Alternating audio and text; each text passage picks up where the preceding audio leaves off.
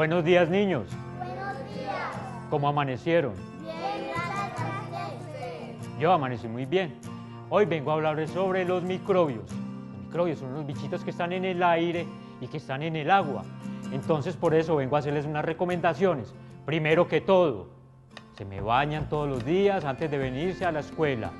Además, tienen que lavarse las manos antes de comer. Cuidado con las escupas, muchachos, porque yo los he visto escupiendo. Cuidado con eso. Y cuando vean una escupa en la calle, no se paren en ella, no se pongan a jugar con ella, porque hay una enfermedad que se llama la tuberculosis. La tuberculosis es una enfermedad que nos afecta y hasta nos puede matar, o sea que es muy mortal. En 1872 la población de Medellín era aproximadamente 28.000 habitantes. Para 1905 era de 54.000 habitantes y sigue creciendo de una forma exponencial, duplicando cada 20 años. Esto lleva al municipio de Medellín y al Consejo de Medellín a plantearse la necesidad de crear un nuevo cargo, que es el cargo de médico municipal, que coordine las labores que antes eran policivas, que eran las labores de salud pública, que haga atención, por ejemplo, en los bares, regule la salubridad en las cantinas, en las plazas de mercado, en las cárceles, en los hospicios de ancianos. Además debería tener funciones educativas en los colegios y a los niños. Y hacia 1905 se reglamenta y aparece el médico municipal a partir de una ordenanza del Consejo Municipal de Medellín. El primer médico que ocupa este cargo es el doctor Carlos de Grave, un médico egresado de la Universidad de Antioquia. Hace parte de la Academia de Medicina de Medellín y era el puente entre los conocimientos científicos de aquella época y académicos y las necesidades de salubridad reguladas a través de la Junta Departamental. El médico Carlos de Grave, egresado de la Universidad de Antioquia y miembro de la Academia de Medicina de Medellín, fue el primer médico municipal que tuvo la ciudad, nombrado el 1 de abril de 1905. La formación de los médicos de aquella época, unidos a la ideología, digamos, católica y cristiana, llevaban a que ellos ejercían prácticamente un apostolado, ejercían una entrega al paciente que estaba por encima de sus mismas limitaciones profesionales. El doctor Carlos de Grave pues tenía funciones de médico municipal, pero sus horarios de trabajo no correspondían al cargo que él ejercía. Él trabajaba de día y de noche, trabajaba en su casa, se desplazaba a caballo con su ayudante, o muchas veces su ayudante iba cuando él no podía, en una labor de tipo más de apostolado, porque para las lesiones graves y los accidentes graves pues era muy poco lo que él podía hacer en los sitios del accidente, y estos pacientes deberían ser desplazados todos al Hospital San Juan de Dios. Esta era la característica del médico y sobre todo del doctor Carlos de Grave. Era un médico dedicado enteramente a sus pacientes sin ningún horario.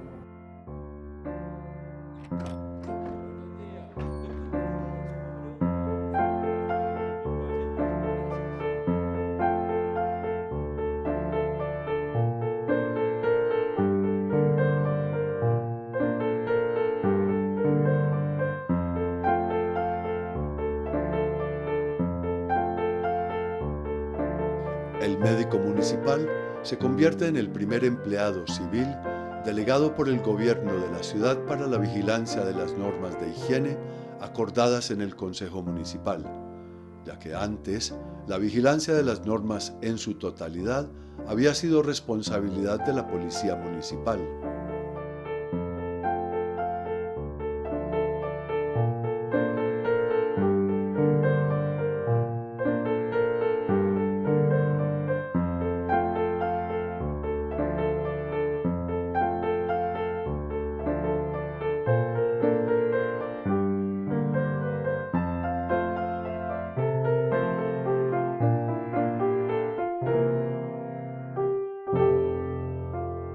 imagínate el cúmulo de trabajo que tiene el médico municipal. ¿Y eso qué va a conllevar? Que empiezan a crecer el aparato administrativo. Entonces va a surgir la inspección quinta, ¿sí? La llaman así. Hay varias inspecciones y la quinta es la encargada en los primeros años, 1910, 15, 16, por esos años, de la salubridad, de ir a de decir que no arrojen basuras y desechos a la quebrada Santa Elena, que todavía está descubierta y pasa por el corazón de la ciudad. Luego, entonces, hacer todo ese tipo de acciones era demasiado trabajo. Tiempo después de que se crea el médico municipal, le van a crear un ayudante, un practicante de medicina ayudante, ¿sí? Entonces ese ayudante no le pagaban. Después dicen, no, pero hay que pagarle. Todo ese asunto, el doctor Carlos de Grave se empezó ganando 60 pesos. Ese era su sueldo como médico municipal.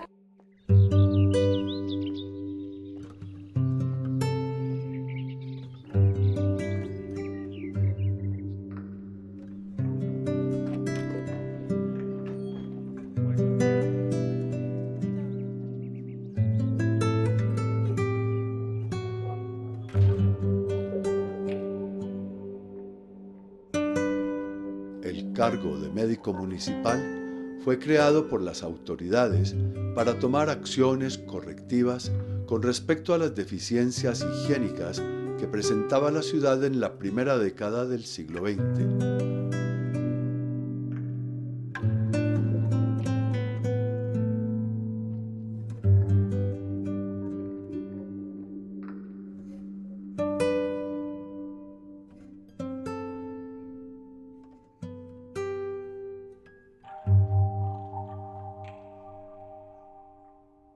Lo que nos importa en la atención de heridos, él debe desplazarse con un practicante que era un estudiante de los últimos años de medicina. Este practicante aparece en algunas notas del consejo, pagado por el fisco municipal. Entre los dos se distribuyen la atención de los heridos y reconocimientos médicos legales. Fue una misión heroica de un médico, como era la usanza de ese entonces, creer que en ese entonces el médico era un apóstol de la medicina y debía cumplir esa misión, incluso con un poco beneficio económico y de un sacrificio prácticamente de las 24 horas del día. El doctor de Grave aparece como un médico importantísimo en la medicina antioqueña. Él trabaja hasta 1908, posiblemente agotado y extenuado, fallece en ese año y va a dar una continuidad después con otro médico muy importante que es el doctor Jorge Sáenz.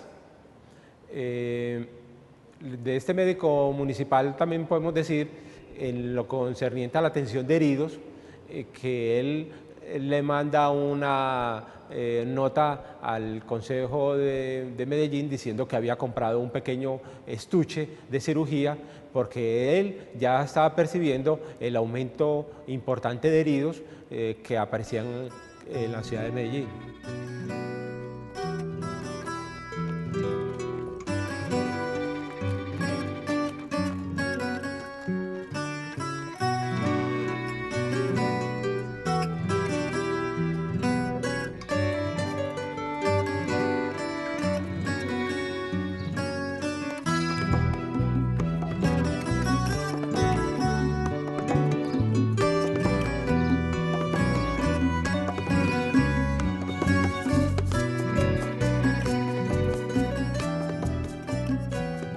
Pero sí es un hecho, la ciudad ha crecido de una forma, la población de una forma tan desproporcionada que ya el médico municipal percibía ese tipo de violencia que se estaba dando en la ciudad y se requerían otro tipo ya de instrumental y otro tipo de, como pasará más adelante, de una oficina donde atender a esos heridos. Dice, esto es importante, que el doctor de Grave relata la necesidad de que se le dote de un caballo para visitar los heridos, porque en ese entonces Medellín tenía unas jurisdicciones algo lejanas, como la de Belén, Robledo, etc. Entonces quedaba difícil desplazarse a pie. El doctor de Grave pedía ese medio de transporte para él y para su practicante.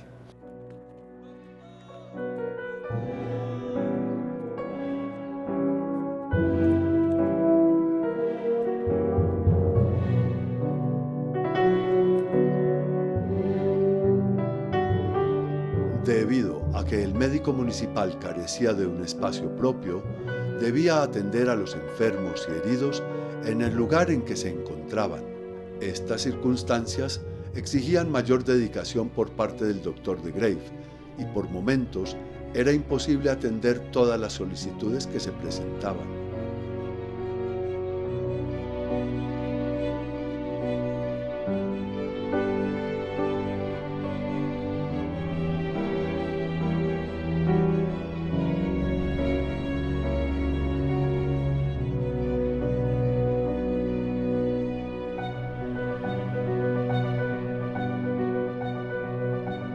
El archivo también a uno le muestra la intríngulis, la cotidianidad, que el médico no pudo ir a San Cristóbal porque el caballo se le cayó, se le dañó la pata.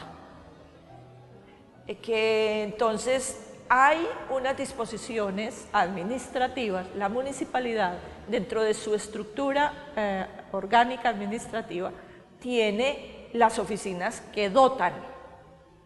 Anualmente el Consejo Municipal decide el presupuesto y hay unas cosas que entran indispensables. Entonces el caballo, lo digo porque aparecen los caballos, aparece el médico diciendo que no ha podido ir porque el caballo no pudo, porque no se lo trajeron a tiempo, porque se lo llevó fulano de tal, porque es cierto. Entonces aparecen las dotaciones, el transporte del médico se hace pues a caballo, pero también aparece muy interesante los laboratorios y todos los implementos que necesitan para ejercer el cargo, para poder ser médicos y poder aliviar a las personas.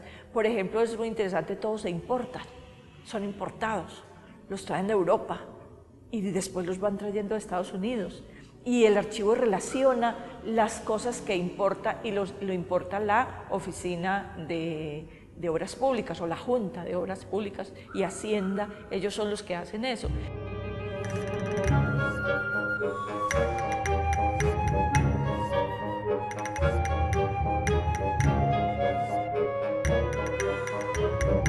Entonces el archivo en eso es generoso en tanto la vida cotidiana administrativa va dejando el listado de los instrumentos con que hacen las operaciones, los inventarios, la ropa que tenía que usar el practicante, las quejas del practicante, porque no le pagan, porque lo obligan a trabajar mucho y nada de estipendio, ¿cierto? O sea, el archivo en ese sentido también te permite al investigador mirar el proceso, como hemos tratado de expresarlo desde el periodo colonial, y los detalles, dónde vive, dónde es la oficina del médico municipal, dónde es la oficina de accidentes.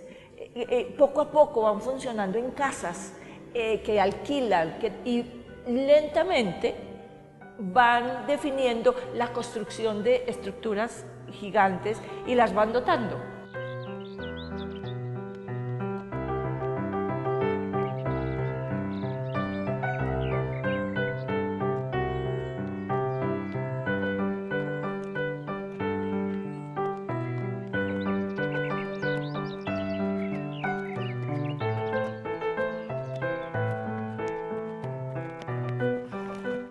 El doctor de Grave percibe que uno de los puntos importantes para el control de la higiene de la ciudad son las escuelas. Las escuelas en ese entonces eran casas de tapia, generalmente con muy mal agua. Los muchachos eran muy desasiados porque la mayoría de los barrios de la ciudad carecían de este servicio y él se dirige para educarlos. Incluso escribe un pequeño manual de higiene que él escribe y se lo vende al municipio de Medellín para que lo distribuya. Eso fue muy importante. porque él creía, con mucha razón, que a través de la prevención, lavado del cuerpo, el asearse, manejar adecuadamente los alimentos, posibilitaban que algunas enfermedades desaparecieran en nuestro medio. El doctor de Graeff fue un higienista, pero fue un médico muy importante que dio un paso importante en la salud de la ciudad de Medellín. Cuando estén en la casa, díganle al papá y a la mamá que cambien las sábanas, que abran las puertas, que abran las ventanas, que deje que el aire circule, ¿cierto? Que es muy importante para que esos bichitos llamados microbios no se queden ahí en esos lugares. Cuando se levanten, levántense muy rozagantes, muy alegres y se van a trabajar. ¿Trabajar para ustedes qué implica? Hacer los oficios, recoger la leña, moler bastante, para que se coman unas arepas bien ricas con mantequilla y con chocolate. Y si no hay chocolate, se lo toman con agua panelita, ¿cierto? Muy importante todo eso.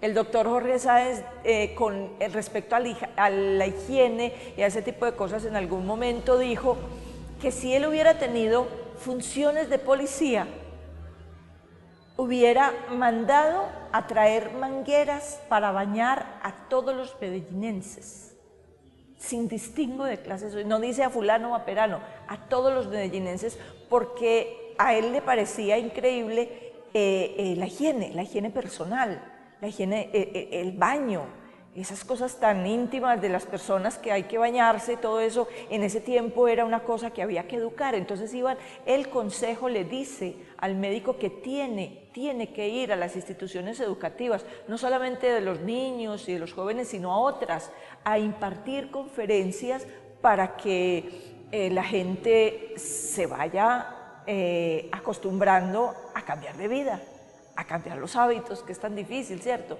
Entonces esa etapa, esos médicos fueron vitalísimos, interesantísimos, y por supuesto ese mundo de ellos genera un poder intelectual muy importante también, porque mira lo que significa decir sobre un conglomerado de población, lo que significa decir tenemos que ser de tal manera.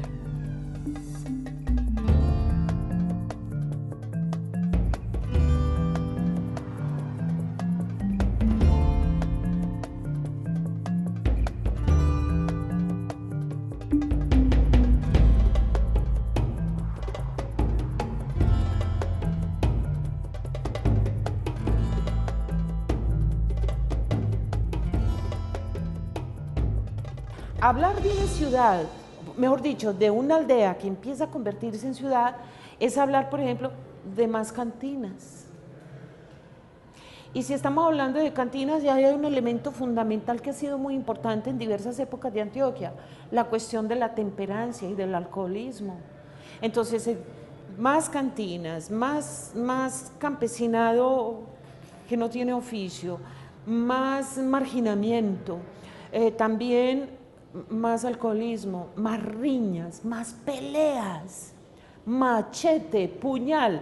Eso se convierte en ambos en los dueños de las calles. Empieza ese incremento de traumas a los que la sociedad antioqueña no estaba acostumbrada. Pues un enfermo, una persona en Antioquia, pues un asesinato, un crimen, eso no ocurría con mucha frecuencia. Ocurrían, por supuesto, pero eso era motivo de espanto. Pero cuando empieza a llenarse la ciudad de una cantidad de personas que muchas veces están sin oficio, sin ocupación, entonces empieza un incremento de una violencia urbana. Casos tan interesantes se tienen que entonces empieza la ciudad como a sectorizarse por zonas de tolerancia, zonas de cantinas, por lo regular las zonas de comercio, y entonces uno va identificando esas zonas. Guayaquil se convirtió por excelencia en un punto de encuentro de gentes de toda condición, y todavía así lo identificamos hoy por hoy. Ahora, estos médicos que tienen que controlar también todas esas cuestiones, tienen que llevar a cabo unas tareas importantísimas en alianza con esa policía, ya no la policía sanitaria. Surge, por ejemplo, la atención de la policlínica.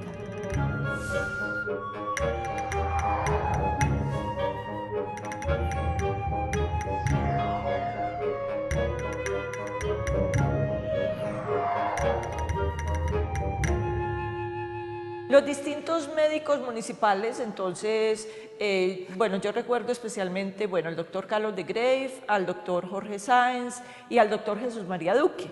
Sí, ellos todos son médicos, pero pues hay otros, obviamente, diferentes. Ellos tienen una relación estrechísima con el ingeniero municipal, que es otro archivo que tenemos en el Archivo Histórico de Medellín. Entonces, ¿por qué el ingeniero? Porque está asociado a la construcción de lugares, al saneamiento, a la apertura de calles, a que hay que recoger las basuras, a que hay que arreglar los lugares mefíticos, donde hay descomposición, los pantanos, todo eso, porque desde allí se pensaba que la enfermedad estaba ahí, que eso había que desecar. Entonces desecaron el área de inundación del río Medellín, porque ahí estaba, ellos creían que ahí estaba la enfermedad. Porque tenemos que recordar que Medellín, para fines del siglo XIX y principios del XX, era una ciudad donde todas las enfermedades infectocontagiosas que llamamos hoy, antes le llamaban plagas o pestes, polulaban en la ciudad. La fiebre tifoidea, el paludismo, la tuberculosis, la gripa, y también habían unos enfermos que ya eran consecuencia, digamos, enfermos o heridos del trauma. La ciudad va creciendo y aparecen los heridos, y estos heridos el doctor de Grave debe atenderlos, debe suturarlos, debe de alguna forma resolverle su problema y también hacer el reconocimiento médico-legal. Y la labor es de reconocimiento y de atención de heridas mínimas. Él no tiene un sitio de atención de heridos graves ni de operaciones quirúrgicas. Esto ocurre, el cambio, ya cuando la oficina de accidentes tiene una sede propia, que es cuando el doctor Jorge Sáenz, frente al crecimiento del trauma en la ciudad, también solicita la participación de un cirujano entrenado. Y es cuando él toma la oficina legista de reconocimiento médico legal y deja la atención de pacientes graves y quirúrgicos a un cirujano entrenado procedente del Hospital San Juan de Dios. El doctor Carlos de Grave luchó incansablemente para prevenir y controlar las epidemias que afectaban a la gente de Medellín. Su influencia y sus enseñanzas eran acogidas por el Consejo Municipal, que aprobó varios acuerdos para mejorar la calidad de la salud de los habitantes del municipio.